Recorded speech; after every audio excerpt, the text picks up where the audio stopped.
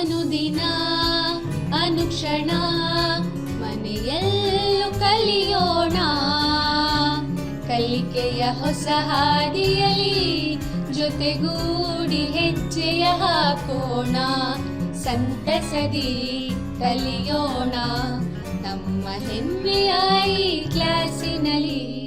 Yes, sir. Yes, teacher. Present, ma'am.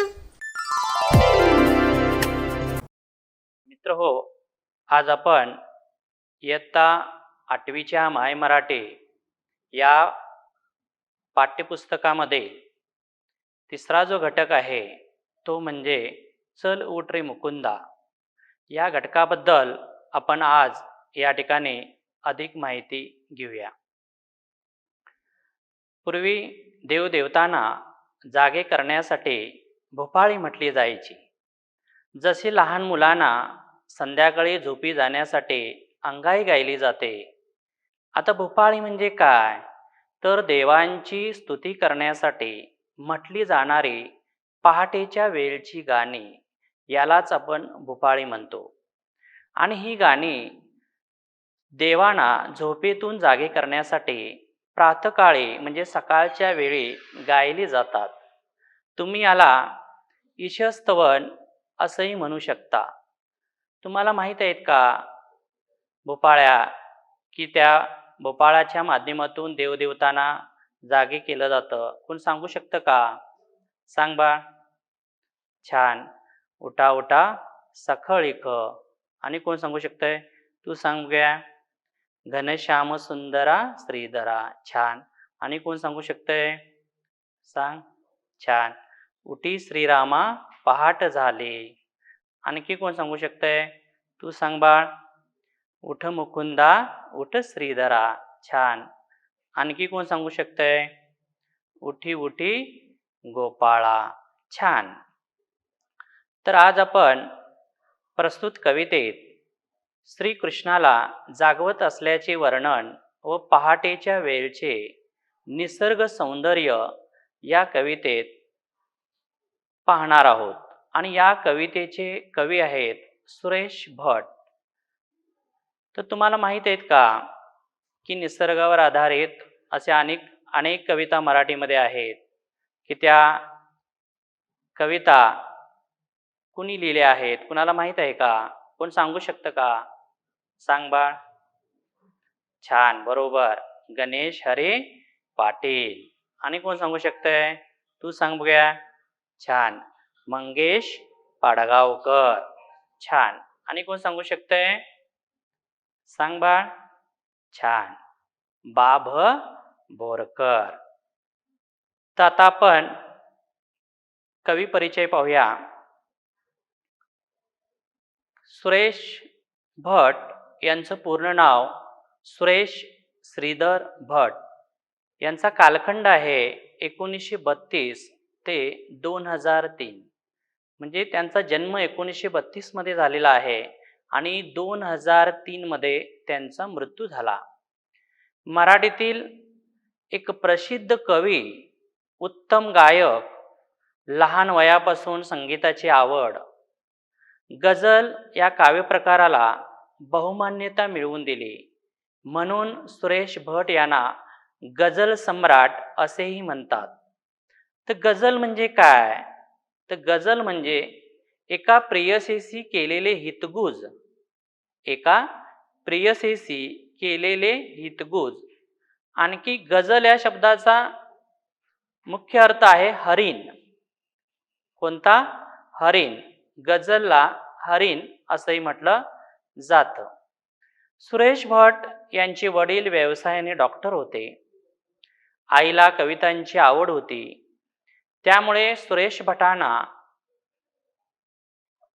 सुद्धा कवितांची आवड व गोडी निर्माण झाली आणि सुरेश भट यांनी अमरावती जिल्ह्यामध्ये काही वर्षे शिक्षक म्हणून देखील काम केलेलं आहे. त्यांच्याबद्दल आणखी सांगावंसं झालं तर सुरेश भट याने अनेक निसर्ग कविता लिहिलेल्या आहेत, सामाजिक कविता लिहिलेल्या आहेत, प्रेम कविता लिहिलेल्या आहेत, देशभक्तीपर गीते लिहिलेली आहेत.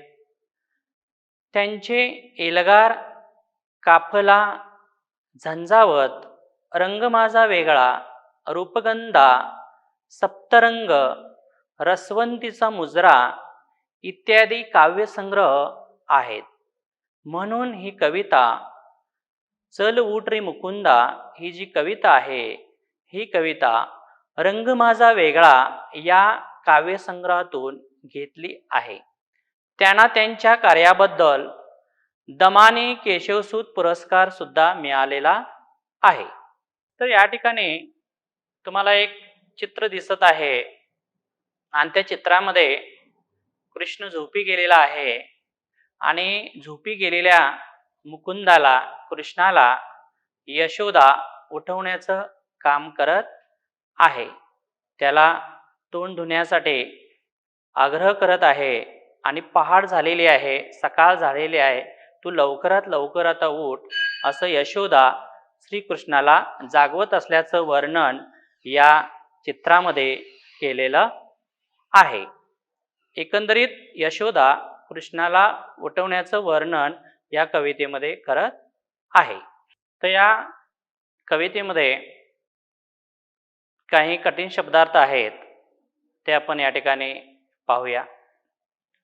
उषा म्हणजे पहाट. शुक्रतारा एक ग्रह पहाटे व संध्याकाळी उगवणारा. कालिंदी यमुना नदी. कुंज वृक्षवेलीने बहरलेली बाग. इशारा सूचना. राधा अनय नावाच्या गवळ्याची पत्नी, कृष्णाची बालमैत्रीण, श्रीकृष्णाची भक्त. तर आपण या ठिकाणी कवितेला सुरुवात करूया. चल उठ रे मुकुंदा झाली पहाट झाली, बाहेर चांदण्याला हलकेच जाग आली. चल उठ रे मुकुंदा. मुकुंदा म्हणजे श्रीकृष्ण. मुकुंद म्हणजे कोण? श्रीकृष्ण.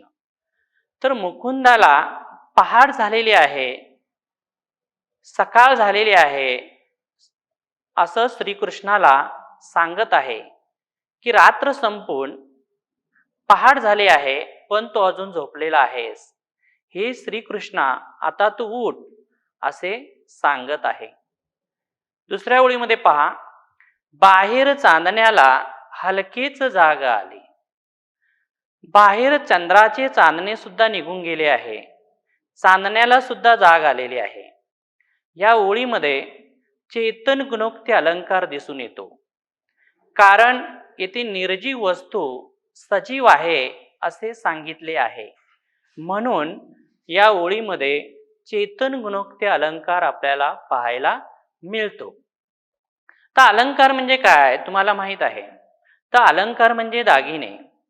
एखादी स्त्री आपला सौंदर्य दाखविण्यासाठी, सुंदर दिसण्यासाठी अनेक प्रकारचे दागिने ती परिधान करत असते. तसंच भाषेला सुद्धा सौंदर्य येण्यासाठी, सुंदरता प्राप्त होण्यासाठी भाषेमध्ये सुद्धा अलंकार वापरलेले आहेत. त्यापैकीच हा एक अलंकार आहे, तो म्हणजे चेतन गुणोक्ती अलंकार आहे. तर चेतन गुणोक्ती अलंकार म्हणजे काय?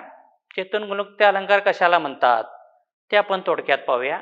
त्याची व्याख्या.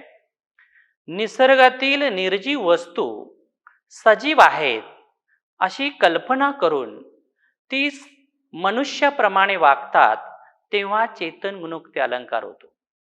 मित्रो, निसर्गातील निर्जीव वस्तू सजीव आहेत अशी कल्पना करून ती मनुष्याप्रमाणे वागतात, तेव्हा चेतन गुणोक्ती अलंकार होतो. आणि या अलंकारामुळे भाषेला एक प्रकारचं सौंदर्य, सुंदरता काय होते सांगाव्या प्राप्त होते. तर मुकुंदाला पहाटेच्या वेळेला कोण उठवत आहे? यशोदा उठवत आहे. मग यशोदा कोण आहे? तर यशोदा ही कृष्णाची आई नव्हे, तर कृष्णाची आई देवकी आणि वडील वासुदेव. तर देवकीचा जो भाऊ आहे कोण?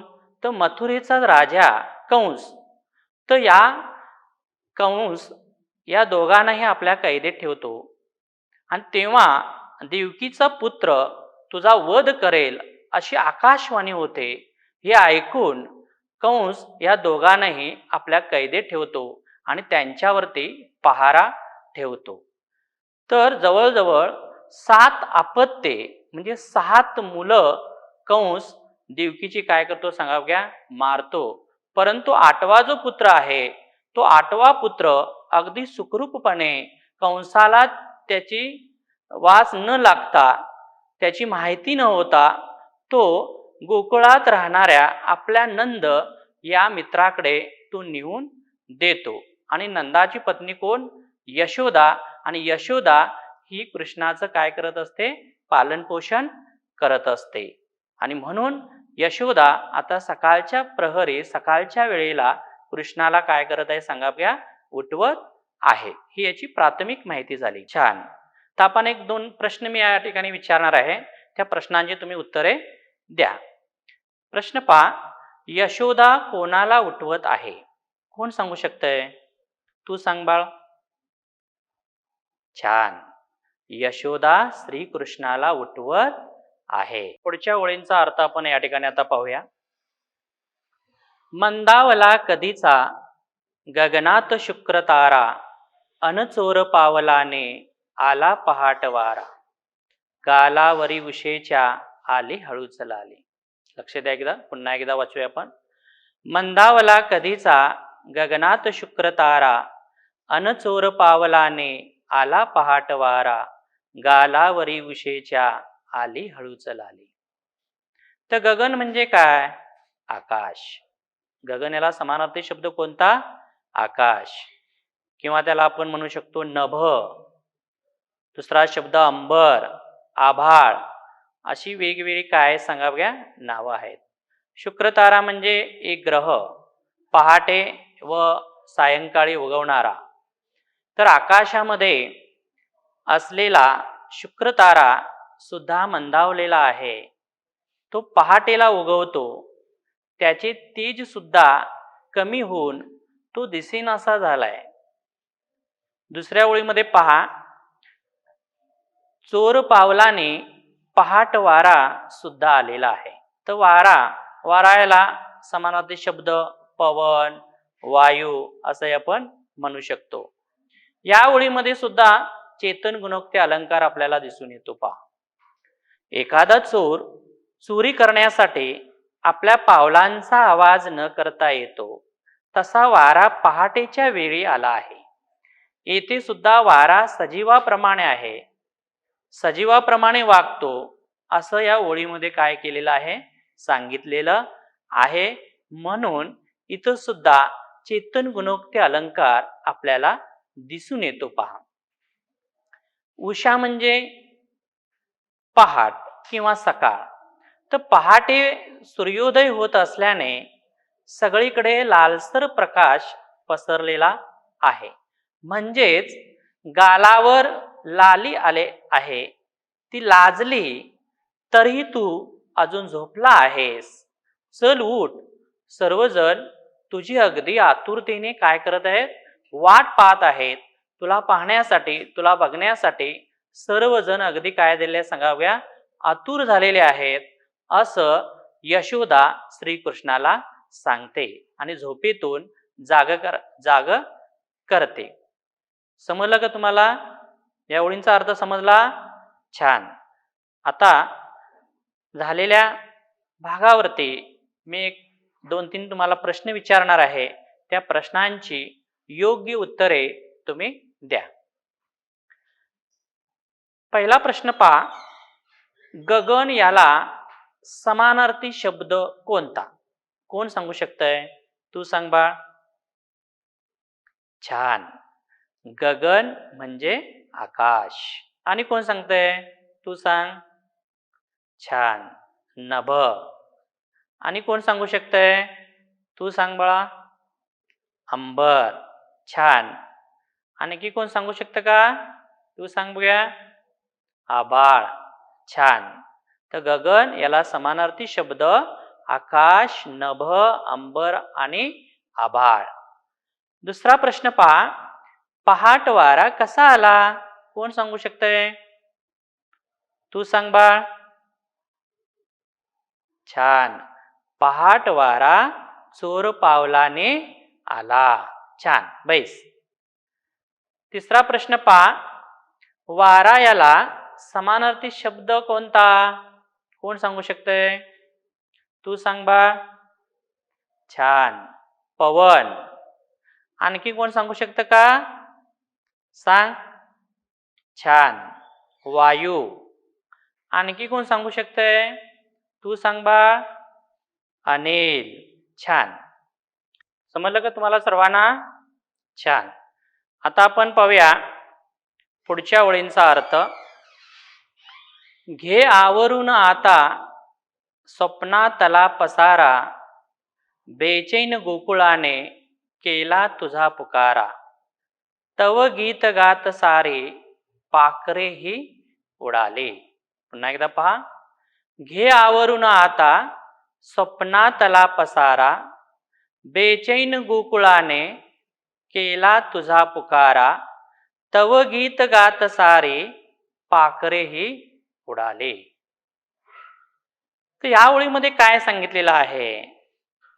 तर पहिल्या ओळीमध्ये तू कोणत्या स्वप्नात गुंग झाला आहेस? उठ.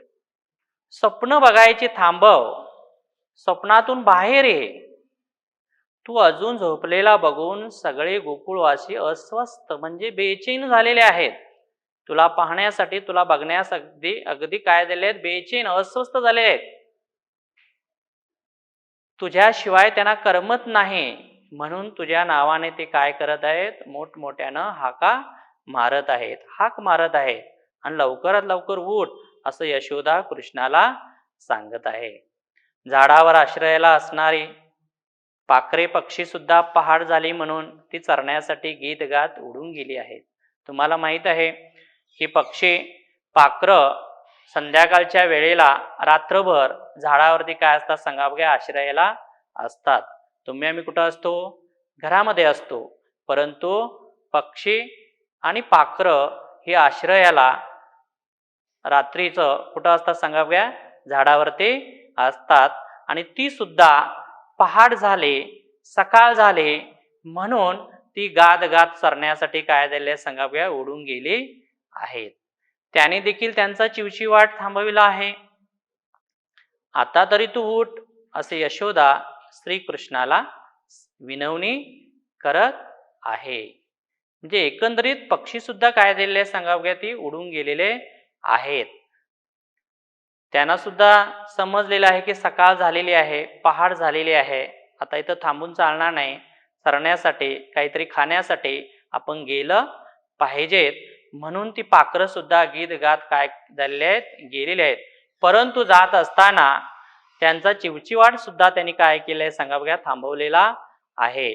आता तरी ती उठ असे यशोदा कृष्णाला विनवणी करत आहे. एकंदरीत या ओळीमध्ये यशोदा कृष्णाला वेगवेगळी उदाहरणं देऊन उठवण्याचा प्रयत्न करत आहे. समजलं का तुम्हाला बाळांनो? छान. तर पहिला प्रश्न आहे पहा. गोकुळाने कोणाचा पुकारा केला? कोण सांगू शकतंय? तू सांग बाळ.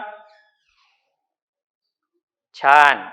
गोकुळाने कृष्णाचा पुकारा केला. दुसरा प्रश्न पहा.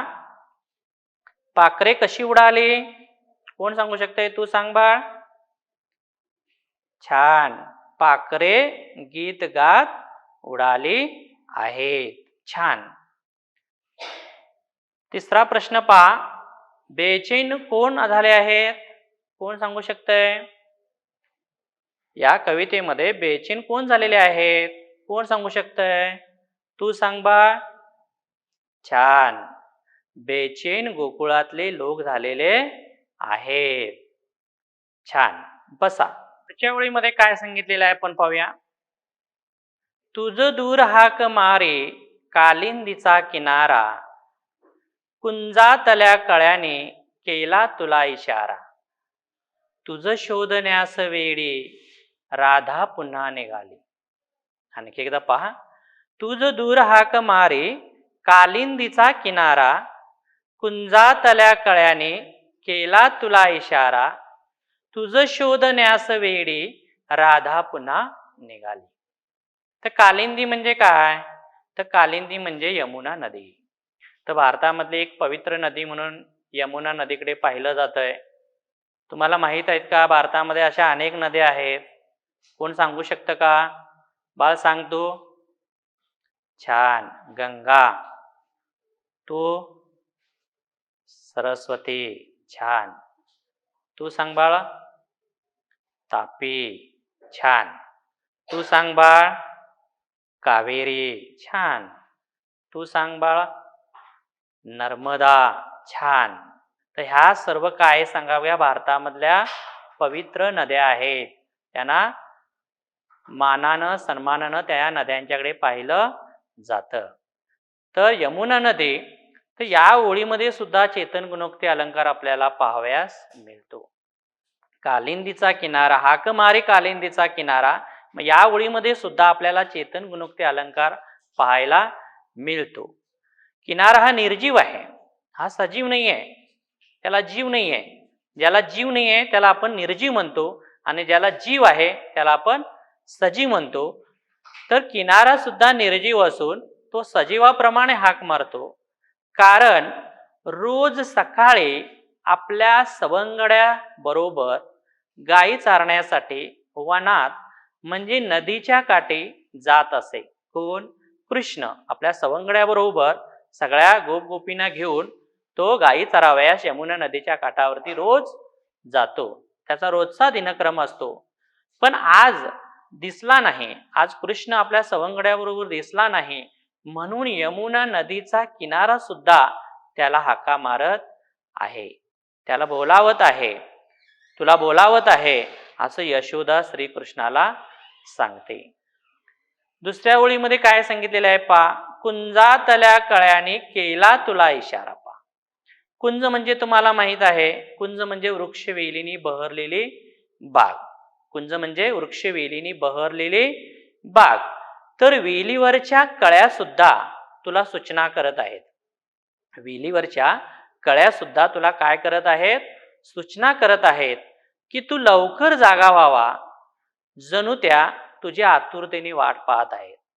त्या वेलीला लागलेल्या कळ्या सुद्धा तुझी अगदी आतुरतेने वाट पाहत आहेत. त्या सुद्धा अगदी बेचैन झालेल्या आहेत, अस्वस्थ झालेल्या आहेत. केव्हा एकदा कृष्णाला पाहतो, केव्हा एकदा त्याचं दर्शन होतंय, असं त्या कळ्यांना सुद्धा झालेलं आहे.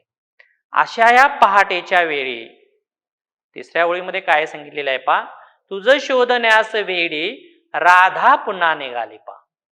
तर अशा या पहाटेच्या वेळी तुझी सखी, तुझी मैत्रीण, तुझी प्रियशी, बालमैत्रीण, तुझी भक्त राधा सुद्धा तू दिसत नाही आहेस, म्हणून तुला शोधण्यासाठी ती अगदी वेड्याप्रमाणे विडीपिशी झालेली आहे. अगदी वेड्यागत ती यमुनेच्या किनाऱ्यावरती निघालेली आहे. तिला सुद्धा तू दिसला नाहीयेस, ती सुद्धा अगदी वेडी झालेली आहे तुझ्या दर्शनासाठी. त्यासाठी वेडी होऊन तू यमुनेच्या नदीच्या काठी तुला पाहण्यासाठी ती काय झालेली आहे? निघालेली आहे. आणि तू एकदा उठून तिला भेट, म्हणजे तिला बरं वाटेल. तू एकदा झोपेतून जागा हो, तिला तू दर्शन दे, तिला तू भेट, म्हणजे तिला बरं वाटेल, असं यशोदा कृष्णाला सांगत आहे. आणि तू एकदा झोपेतून जागा हो, कारण निसर्गातील सर्व प्राणी मात्रा तुझी अगदी आतुरतेने वाट पाहत आहेत. सर्वजण निर्जीव असू दे, सजीव असू देत, सर्व घटक तुझे काय करत आहेत सांगा? अगदी आतुरतेने तुझी वाट पाहत आहेत. आणि तू लवकरात लवकर उठ, आता जागे हो झोपेतून, आणि तू त्यांना काय कर? दर्शन दे, त्यांना भेट, म्हणजे त्या सगळ्यांना बरं वाटेल, असं यशोदा भूपाळीच्या माध्यमातून ती कृष्णाला उठवत आहे, जागवत आहे. समजलं का तुम्हाला? छान. तर आता मी या भागावरती एक 2-3 प्रश्न तुम्हाला विचारतो. त्या प्रश्नांची उत्तरे तुम्ही बरोबर द्या. पहिला प्रश्न आहे पा, कृष्णाची बालमैत्रीण कोण? कोण सांगू शकतंय? तू सांग बाळ. छान. कृष्णाची बालमैत्रीण राधा. छान. पुढचा प्रश्न पा, कृष्णाला कोण हाक मारत आहे? कृष्णाला कोण हाक मारत आहे? कोण सांगू शकतंय? तू सांग बाळ. छान. कृष्णाला कालिंदीचा किनारा हाक मारत आहे. छान. पैस. तिसरा प्रश्न पहा. कुंज म्हणजे काय? कुंज म्हणजे काय? तू सांग बाळ. छान. कुंज म्हणजे वृक्षवेलींनी बहरलेले बाग. छान. बैस. समजलं का तुम्हाला कविता? छान. आता आपण पुढचा भाग पाहूया. तर या ठिकाणी एक चित्र दिलेलं आहे पहा. तर या चित्रामध्ये कृष्णासोबत अनेक सवंगडी आहेत, गोपगोपी आहेत आणि ते वनामध्ये म्हणजे यमुना नदीच्या काठावरती ते सर्वजण काय करत आहेत? होड्या करत खेळत आहेत. त्याच्यानंतर या ठिकाणी एक चित्र दिसत आहे पहा की झाडाला पाळणा बांधलेला आहे आणि त्या पाळण्यामध्ये कृष्ण बसलेला आहे आणि त्या कृष्णाला यशोदा आणि इतर गोपी खेळवत आहेत. या ठिकाणी पहा यशोदा अगदी लाडानं कृष्णाकडे पाहत आहे आणि त्या कृष्णाचे गालगुच्छे घेत आहे. आजूबाजूला सवंगडी सुद्धा उभं राहून पाहत आहेत.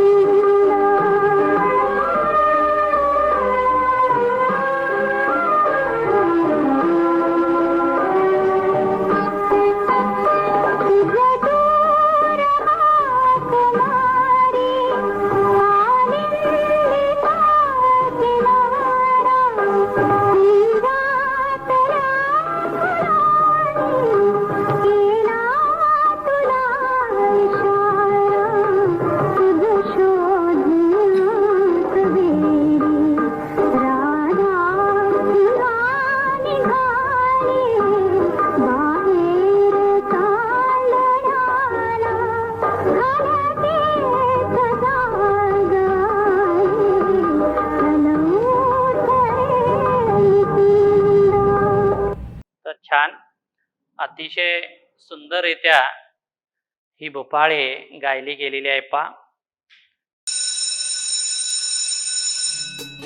ಅನುದಿನ ಅನುಕ್ಷಣ ಮನೆಯಲ್ಲೂ ಕಲಿಯೋಣ ಕಲಿಕೆಯ ಹೊಸ ಹಾದಿ